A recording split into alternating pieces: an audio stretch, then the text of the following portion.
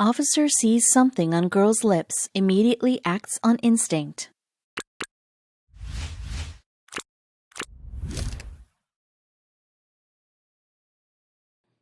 Working in a public high school is never an easy job, especially if you're a security guard. You always have to be on the lookout for mischief or crime. Failure to do so can result in a student getting harmed, or, even worse, losing his or her life. Therefore, when one officer spotted a girl in distress walking down the hallway, his safety and protection senses were on high alert. However, it took him a minute to understand that she was in a lot more grave danger than he had initially thought. For 24 years, Officer Roger dedicated his life to the police force. He knew that it was his calling. He had always wanted to help people and protect them against any injustice. Even as a child, he felt this strong inclination towards the need to safeguard others from harm.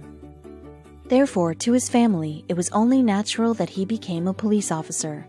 As an adult, he would soon find out how challenging his dream profession would be. With decades' worth of experience as a law enforcer, Officer Roger had seen it all and had pretty much mastered the art of detecting foul play whenever it was looming around the corner. He could almost smell when something was off. It was a sense that he had acquired over the years for knowing how to spot when someone was breaking the rules in just the nick of time. But that wasn't the only thing that he had developed a great skill for. Officer Roger had developed a knack for knowing how to read people's faces and their emotions. He could spot a liar from a mile away, and he could also easily tell when someone was covering up something that they had said or done. He viewed himself as the truth machine, and that before him there was no way that he couldn't see the real motives behind someone's actions. He would later find out how his skills would be put to the test in one of the tensest scenes he's ever encountered as an officer. Needless to say, because of the nature of his job, Officer Roger was always on the lookout for crime. It didn't matter whether he was on duty or off duty, he always had his wits about him. He was the type of officer who was always aware of his surroundings, and always wanted to do the right thing, no matter whether he was in uniform or not. For that reason, he became lauded and respected among his co-workers as an officer who exhibited exemplary skills and embodied the true definition of what it meant to be a law enforcer. How did he do it? To Officer Roger, the secret to his ability to remain so vigilant lay in a principle that few of his peers took as seriously as he did: the need to expect the unexpected. To Officer Roger, you had to constantly be on your guard and to be conscious of what is happening around you. In situations where you least expect it, that is where some of the worst criminals tend to strike. Therefore, you must do your duty as an officer to respect how sudden crime can occur, and consequently always ready yourself to react in such instances. Soon he would discover just how crucial it is to have that motto on your mind. On the day that Officer Roger was tested to the core, he could feel that something was amiss. He could almost sense it, that the air was heavy and that he had to be on alert for the slightest thing. He wondered, "What's going on? Why do I feel so weird today?" For 24 years, Officer Roger roamed the streets of New York as the on-duty police officer that the entire department could depend on. However, all great things must come to an end. Therefore, after decades' worth of service to the force, Roger decided it was time to retire. However, little did he know that his patrolling days weren't over. Where was he headed to next? As Officer Roger hung up his uniform, he had no clue that the call to return to duty would be coming a lot sooner than he had expected. That said, he saw the telltale signs all over the news, so it didn't come as a complete shock. What was it that had gotten his attention? During the time of Roger's stint in retirement, the U.S. had a major issue at hand in the form of gun violence, particularly at schools. There were no two ways about it. Things had gotten out of hand, and there were too many innocent civilians losing their lives because of the actions of irresponsible students and their parents. Officer Roger himself was particularly saddened by the news. Unsurprisingly, Officer Roger was enraged by the news that was being carried about gun violence in schools. As a law enforcer himself, he couldn't fathom the thought that innocent children's lives were being snatched from them by some lunatic who had been given a dangerous weapon. So when he heard what some schools were doing, he couldn't help but stand in solidarity. Desperate times call for desperate measures, and some schools in New York were fed up with their students living in fear every time they entered their grounds. What's more, some parents were even considering keeping their kids at home. School boards had to take action to protect their schools. They had no choice. In an effort to curb the crime rate in schools, some educators elected to implement an initiative within the education system that called upon the support of retired police officials. In a nutshell, they wanted to outsource retired law enforcers as an additional security system on school grounds. The logic centered around the need to have more seasoned and experienced security personnel on site to reduce the occurrence of crimes. As a result, Officer Roger was one of those law enforcers who was contacted and asked to come out of retirement to assist in the crisis that the nation was facing. When the school board reached out to him, he gladly accepted the offer. Those around him thought that he was doing it all for the extra cash flow. However, to Officer Roger, there was something more important at play. To Officer Roger, accepting the offer had nothing to do with the money. He did it because, as a law enforcer, he genuinely felt concerned by what was happening in his country and, consequently, wanted to lend a helping hand to put an end to it. He was concerned as a law enforcer that things were clearly getting out of hand, and he had to do something about it. The only question remained: where would he be sent? Officer Roger was lucky enough to get stationed at a high school relatively close to his home. Therefore, any thoughts or fears about having to relocate were quickly dispelled. In no time, he integrated into the school and assumed his duties. However, he had concerns that would stay on his mind for a long time. Inasmuch as Officer Roger was in favor of the initiative, he had to admit that there were school officials and parents alike who were opposed to it. Considering that the atmosphere within schools was already tense, there was no telling whether his deployment to one school would have been the trigger that set off a bomb. Yet he went to work and made himself a visible presence within the school. How would the students treat him? After some time mingling with the students, it was clear that Officer Roger was not going to have any challenges at the high school he was stationed at. The students respected him and loved him. Everyone understood the role that he played in maintaining law and order, and no one crossed the line in his presence. However, he would soon understand that he had to spring into action like never before. Someone's life was on the line. The day that dread struck, Officer Roger was gearing up for another round of checks. It was what he called rush hour, the end of lunch break for students at school.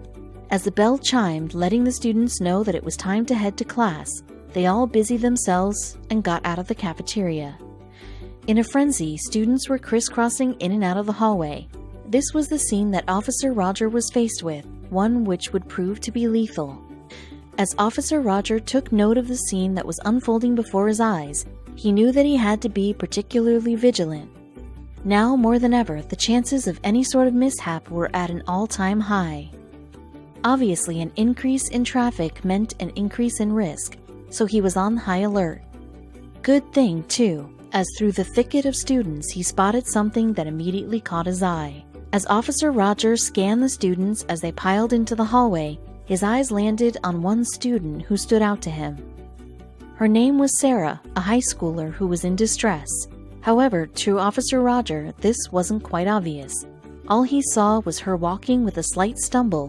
What could this mean? As Officer Roger slowly turned to Sarah to give her his full attention, he was able to see that something was amiss. While she was walking briskly, there was something off about her movements. She was walking almost as if she were thumping on the ground. Then, when he saw her lips, he knew that she needed desperate help. Quickening the pace, Officer Roger knew that he had to act as fast as humanly possible because something wasn't right with this girl. As he approached her, he got a closer look at her face, namely her lips.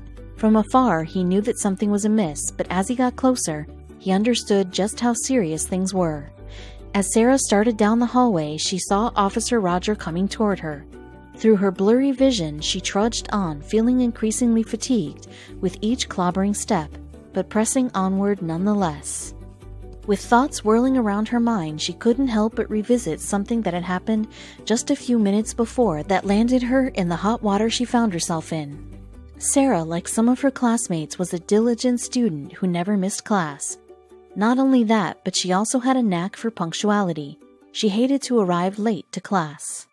Therefore, when she heard the bell that showed that recess was over, she found herself in a predicament. What was going on with her? When Sarah heard the bell, she was just about wrapping up her burger and fries. Being the punctual student that she is, her instincts took over as her body automatically reacted to her need to finish eating, so she could move on to class. However, things didn't quite turn out as she planned. Pressed for time, Sarah packed up her things, got up from the cafeteria, and made her way out to the hallway. Of course, not after shoving the last fry she had in her mouth. After all, she didn't want to waste food. Sadly, this was a decision that she would come to regret for the rest of her life. With the hustle and bustle of lunch and the expectancy of a long day ahead, Sarah walked out of the cafeteria, blissfully aware of the need to ensure that she digested her food properly. As fate would have it, she munched briefly on the fry before unconsciously swallowing it. That would prove to be fatal. As the fry made its way down Sarah's throat, her body inadvertently reacted violently. The muscles in her throat tensed up and immediately did the natural thing, which was to expel the foreign object which had been wholly inserted itself. However, despite the choking sounds that Sarah made, the object would not dislodge. She walked on, hoping that it would slide down her throat and everything would return to normalcy. Yet with each step, her choking became all the more violent. Then it happened. As she walked through the sea of students unsuccessfully attempting to dislodge the item from her throat, Sarah's body could not receive the intake of oxygen needed to function optimally. Each passing second was becoming more and more fatal as her body used up its reserves to fight up the violent reaction to the fry stuck in her throat. It was at this moment that Officer Rogers saw what Sarah couldn't see. At this point, Officer Roger could see that Sarah's lips were turning blue. She was choking right before his eyes. He had to do something, and he had to do it quickly. Would he make it in time? Realizing the severity of the issue at hand, Officer Roger sprinted towards Sarah and grabbed her from behind. He knew that he had to act quickly because this was literally a matter of life or death. What was he going to do? With 24 years of experience as an officer, Roger was trained in several medical techniques that he had to be able to perform should the need arise. While he had never had cause to use it until now, the Heimlich maneuver was one that he had been taught to dislodge foreign items stuck in someone's throat so that they could breathe freely.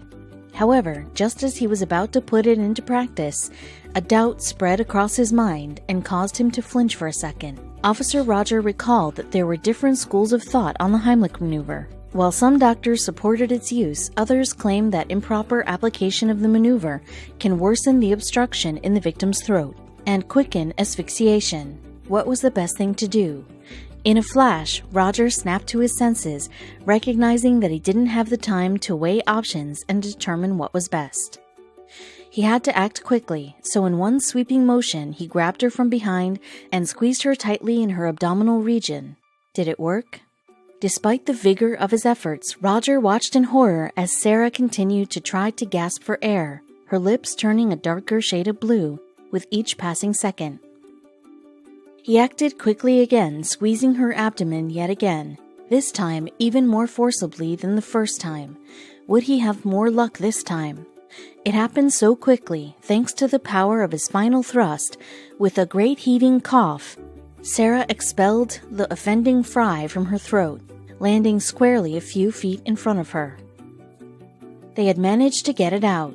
The seconds that followed remained a bit of a blur to Sarah. She recalls that she had felt as if she was going to faint. For a few seconds, her body went numb. Officer Roger, sensing that she was going weak, knew that the battle wasn't over. He hoisted her firmly while she regained her balance. Having got a solid footing, Sarah became fully conscious of her surroundings. She turned around to look at the man who had saved her life, but she couldn't even form the words to thank him for what he had done. Her body had expended all of its energy. Meanwhile, Roger was thankful that he had managed to save a life. However, it was still to be seen where Sarah was back to normal yet. After a brief checkup with the campus doctor, Sarah was advised that she was 100% healthy, and that for the next couple of days, all she had to do was to increase her consumption of water and sugar to replenish the energy that she'd expended, and she'd be back to normal. Needless to say, to both Sarah and Officer Roger, this was a newfound relief. Little did they know that that day, Sarah's life wouldn't have been the only thing she would have gained. After the event, Sarah and Officer Roger became friends. Thanks to him, not only was she alive and well, but she had also gotten a friend that she could count on to save her if she were ever in any danger. For Officer Roger, he developed a friendship that he could have never expected. He, a retired police officer, was now hanging out with a high school girl. However, he didn't see her in any other way than a friend.